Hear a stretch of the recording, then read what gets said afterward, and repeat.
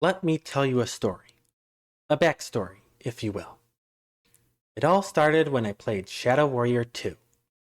I finished the campaign and did most of the extra missions, but I was starting to get a little bored of the game. I had fun, but the gameplay had gotten repetitive for me. Before I called it quits, I decided to read through one of the diaries in the Wanglopedia. These are meant to add lore and additional context to the story. You collect bits of these while playing the game, and I had amassed just about all of them. I went with the Kazuko Mori diary, and boy, it was a doozy.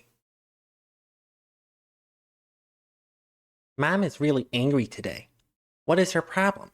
She acts like she runs the world, but she has no idea who I even am inside. I'm going to see Daddy. He always makes time for me. I'm so frustrated. I don't know what to do. My father dies, and no one will tell me anything. Not to mention the fact that I'm stuck at home with Mom now for ever. I hate her so much. Today was the scariest day of my life. There were all these creatures coming out of the ground and killing everyone. Blood everywhere. Mom grabbed me and took me to her safe room in the basement. She has food, water, and everything we need to survive for weeks. But what happens when those weeks are up? I'm really scared. But at least Mom is doing a good job of protecting me for once. Was that so hard? 3 weeks later, and she's back to her old ways. At least now I understand exactly what she does. I knew she was into some shady stuff, but I had no idea how far down it went, or how high up she was. She's been taking care of the town a lot too, though. Even the people who don't take drugs or gamble. I'm seeing a whole new side of her. Is it weird to be happy about a demon apocalypse? I knew it couldn't last. Mom came to me today with a proposal. Wait, no. Mom came to me today with an ultimatum. Do what she says or fend for myself in the wilderness. No one can survive out there. They say the ground isn't even solid. Anyway, she couldn't tell me what I had to do, but she made me promise to do it, whatever it was. I'm a grown-up. I deserve to know what she's got planned for me. I want to die. That was the single worst experience of my life. Are they even hands? Ugh. His touch was like ice and fire at the same time, and I just had to take it. I'm sorry, honey, she says, like that means something. Like that takes away from the pain in my body, in my soul. I'm some kind of bargaining chip for her in some sick game she's playing with this perverted freak. I thought I would feel better the day after it happened, but I've just been getting worse for a week. I feel so sick, and I'm so tired I can hardly hold my head up. It's been 2 weeks with no relief. I think he infected me with something. They've been keeping me away from everyone too. I can't get any information about what's going on. 2 days ago my belly started to grow, like I'm pregnant or something. Except I shouldn't be growing this fast. It was a tiny bump when I first noticed it, and today it's the size of a watermelon. Why won't anyone talk to me? I tried to kill myself yesterday, but I was too weak. I had barely gotten the bedsheet up over the beam by the time I had to sit down. Then 2 men rushed in and bundled me back into bed. The timing was too good. They must have a camera on me. My belly is so large I can't sit up, and it aches like it wants to burst open. I dreamed last night that it did, and 10 million tiny spiders poured out. It was awful. I'm so tired, but I'm afraid to go back to sleep because I know I'll have that dream again.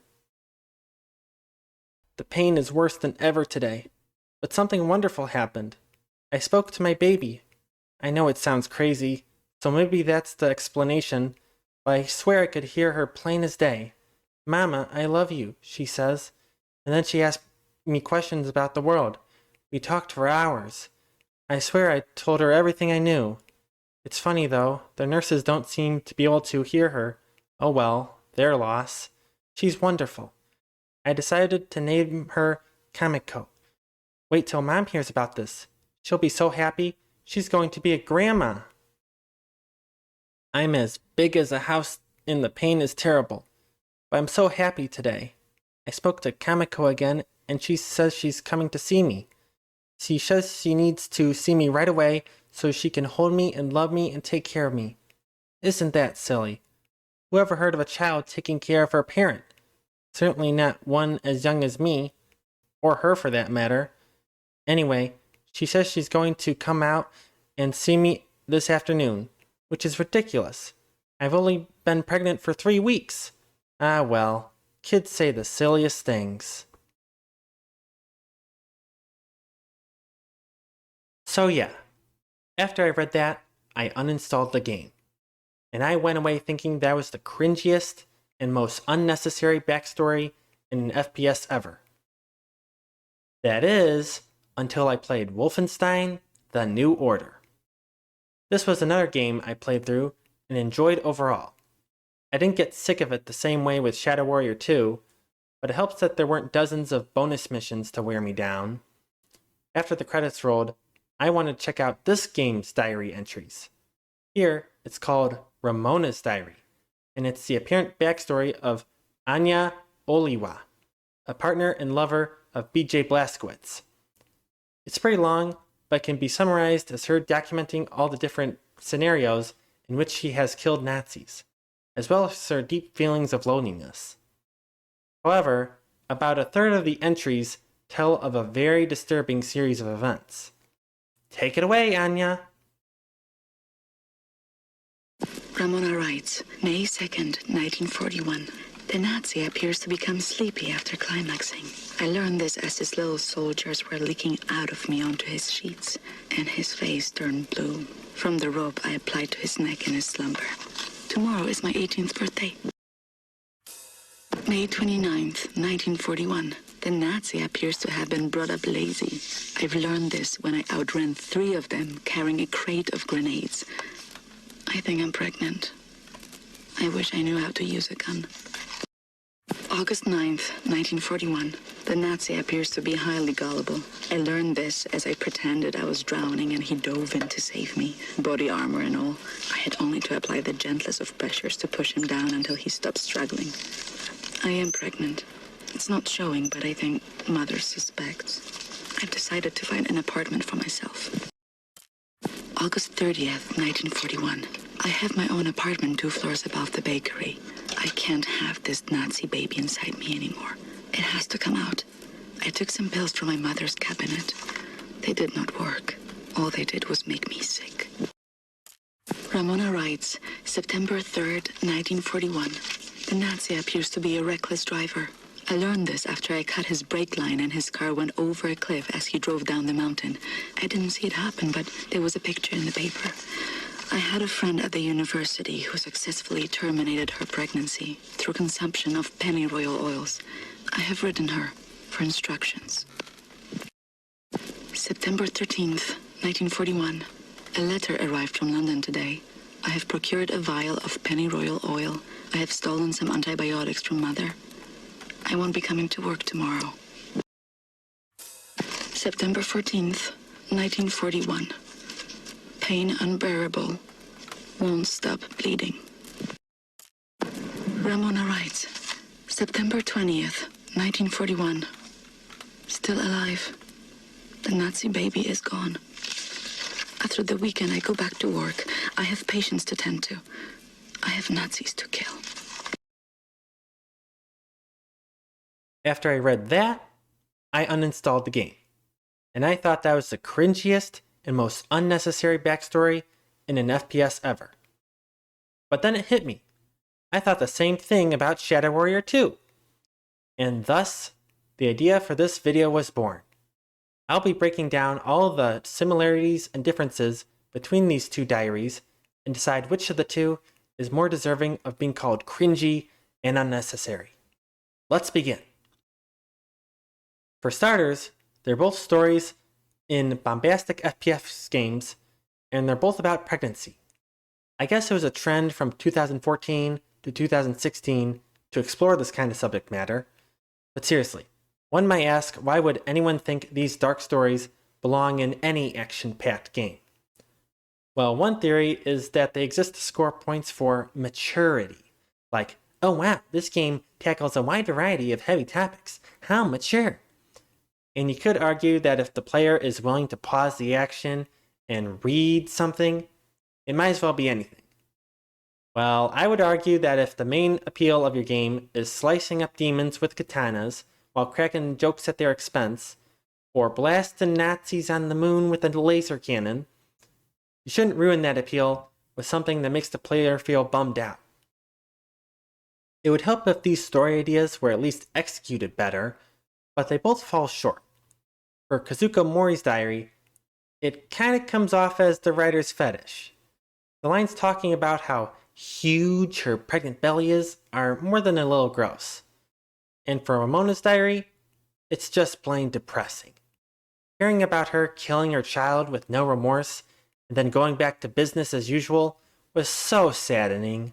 I guess I can't say it didn't make me feel something, but it also makes me not want to recommend this game or try the later games in this series, and we'll get to that later. You could say both of these stories are about unwanted or unplanned pregnancies, but there are some big differences. Big as a house, you might say. In Kazuko's case, it involved rape by some demon guy, again, possible fetish, and in Ramona/Anya's case, it involved a crazy lady. So look, if you were forced to get pregnant by a demon, it would be understandable if you wanted to get an abortion or even kill yourself. And if I was a pro-choice writer for a game, this would be the perfect opportunity to insert my beliefs. However, in Ramona's diary, the one that actually involves an abortion, it's completely unjustified. She purposely has sex with a Nazi as part of a plot to kill him, and instead of taking responsibility for her newly conceived child, she kills it and calls it a Nazi baby. Unbelievable. One thing I was initially wrong about with Kazuko's story was thinking it was unnecessary. It actually serves to tell how Kamiko, Lo Wang's sidekick in Shadow Warrior 2, came into the world. It could have been handled better, or even completely differently, but at least it has a purpose. I can't say the same for Ramona over here, because this whole plot does not need to exist. You could cut out all the details of this traumatic event from the story, and it would change nothing. Actually, it would improve everything about the game. If only. And despite being the perfect setup for abortion rights propaganda, Kazuka's story is surprisingly hopeful for the future. Hearing about her talking to her child in the womb is weirdly heartwarming. I mean, given the nature of the story, I can only assume she exploded as soon as she gave birth, but there isn't anything there to explicitly subvert the hopeful ending this story has. As a matter of fact, there's another diary in the game belonging to Namika Yamamoto in which she tells how she kept her child despite being abused by her family and boyfriend. That child grew up to be Shiho Yamamoto, another one of the main characters. With all this in mind, Shadow Warrior 2 might be the most pro-motherhood FPS of all time. Weird category for an award, I know. As for Ramona's story, it's still depressing. There are certain pro-choicers who aren't interested in coming off as humane in their rhetoric and call babies in the womb parasites. Not all of them are like that, but they do exist, and I can only assume this game is pandering to them. Or maybe you're meant to think, whoa, she hates Nazis so much, she's willing to kill them in the womb. Epic! But despite what some may claim, it's not a Nazi, it's not a parasite, it's a child. An innocent child that she could have kept and perhaps raised to share her beliefs and maybe fight back against the Nazis. But no. Whatever they were going for with this story, they failed. It doesn't work as pro-choice propaganda or some twisted power fantasy. It's just plain sad. For Kazuko, her story kind of sort of adds something to the bigger picture, which is again how Kamiko was born. I mean, maybe the larger story still would have worked if her origin was left a mystery, but then again, maybe that would have created a plot hole this diary fills. I haven't examined the whole story, so I'll give it the benefit of the doubt and say it's better than nothing. And in the case of Ramona's diary, not only does it not add anything worthwhile, it ruins Anya's character and damages the story as a whole. The game sets up Anya as BJ Blazkowicz's soulmate, and they even do it at one point. But this whole abortion plot solidifies her as a kook and a half.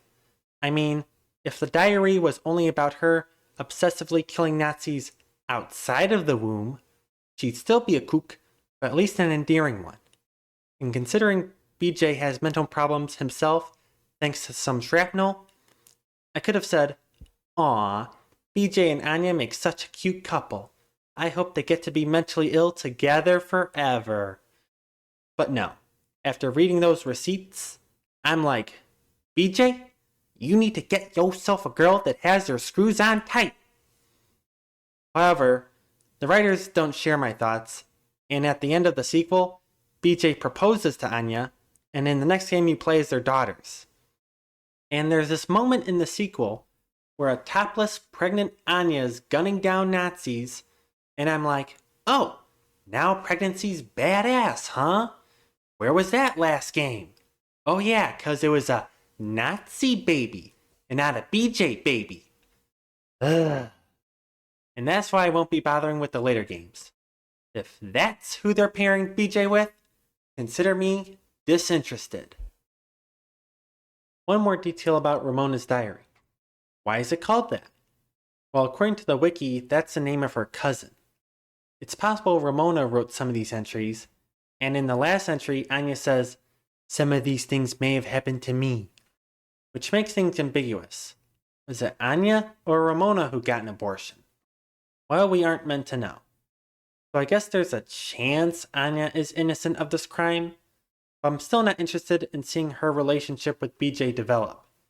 How can I root for them to get together if there's a 50-50 chance she's a terrible match for BJ? Would you want to read a Superman story where there was a subplot in which he might have brutally murdered a guy, and then the rest of the story treats him as if he didn't? I mean, I'm sure there's some writers who might, but most people would rather have it be clear Superman is a good guy. That lack of ambiguity is a huge part of his appeal. And with that, the comparison is complete. I'm proud to award the abortion story from Ramona's Diary the cringe seal of disapproval. And that about wraps things up. The funny thing is, I got Shadow Warrior 2 for free from a giveaway, and I only got Wolfenstein New Order on sale. And considering all that I've said, I think Flying Wild Hog might have been more deserving of my money. On the bright side, I did buy and enjoy Shadow Warrior 3, and I might replay it now that the new edition is out. And while I won't play the new Wolf games, Machine Games did go on to make new level packs for Quake. I played them, and they're great, especially Dimension of the Machine. It helps that these games are more about tackling demons than about tackling issues regarding pregnancy. So yeah, alls could be worse that ends could be worse. So if you're playing a game that has extra backstory to read, go ahead and check it out. You might find something you'll want to make a video about.